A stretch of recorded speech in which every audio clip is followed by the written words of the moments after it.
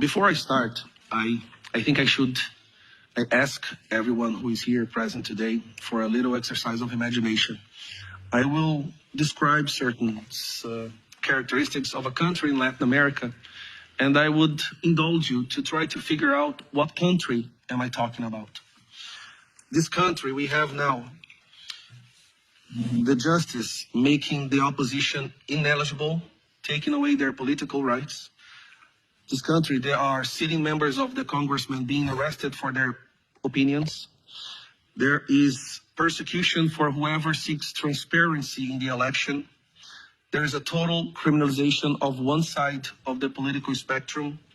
The media has become completely controlled by the judiciary. One person decides what can be said and what cannot be said, and if you defy this person, you go to prison. One person admits that he's the victim of persecution, but he's also the investigator, he's the accuser, and he is the judge, and he's the one who sentences whoever defies his words. And there are hundreds and hundreds of political prisoners. Many of you might be thinking that I'm talking about Nicaragua, maybe Cuba, or maybe Venezuela. Well, it's no secret. For the meeting we're having here today, I'm talking about Brazil.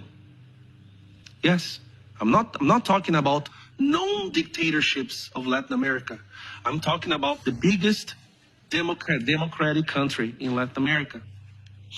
Before we came for this trip, for this mission, we had a conversation in which we said that there's a big chance that the moment we step our foot back in Brazil, we might go straight to jail.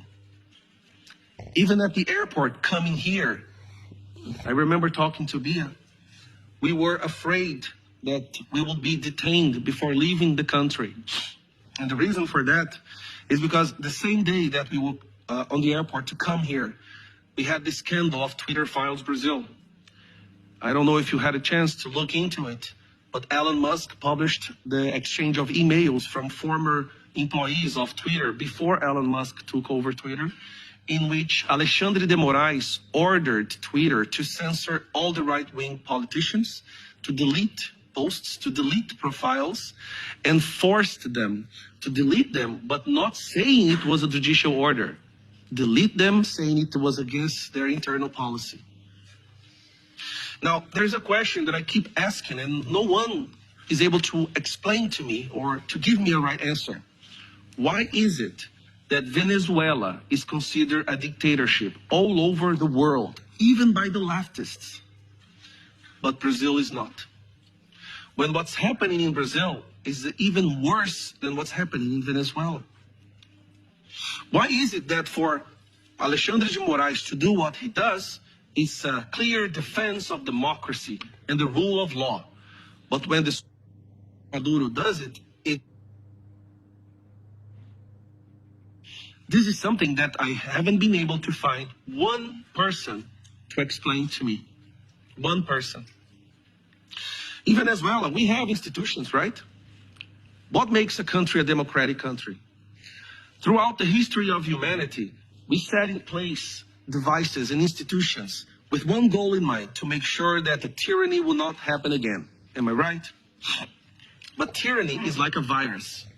They always find a way to adapt and use whatever was put in place to make sure it goes to power again. And they are learning how to do that even with our institutions, with Supreme Court, judiciary, parliament, executive, everything. They were able to find a way. They adapted again. Brazil is today maybe the battleground for this new kind of dictatorship. A dictatorship that identifies as a democracy. Because nowadays, nothing is what it really is. It's what it identifies as. This is the crazy world we're living in. We call it a trans-democracy. A dictatorship that identifies as a democracy. Brazil is today an experiment. It's a laboratory of how to implement a dictatorship disguised as a free country, as a democracy. And if it succeeds in Brazil, make no mistake, it will succeed everywhere else in the world. I see that in many other countries, they are already trying And they are already experimenting what is happening in Brazil. And Brazil is one of the biggest countries in the world. It is the biggest country in Latin America.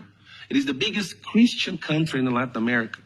I cannot let my country, the country of my children, of our children, become a dictatorship without a fight. And I'm not afraid of being arrested anymore. I gave my life to God, honestly. And the same thing I say to my colleagues that are here today. Ricardo Salles, Polon, Júlia Zanata, Bia, Eduardo Bolsonaro. We know that just by being here, going back to Brazil will be a risk. We know that there is a big chance that we will lose our freedom. But we don't care about losing our freedom as long as we fight for the freedom of our future generation, of the people of Brazil.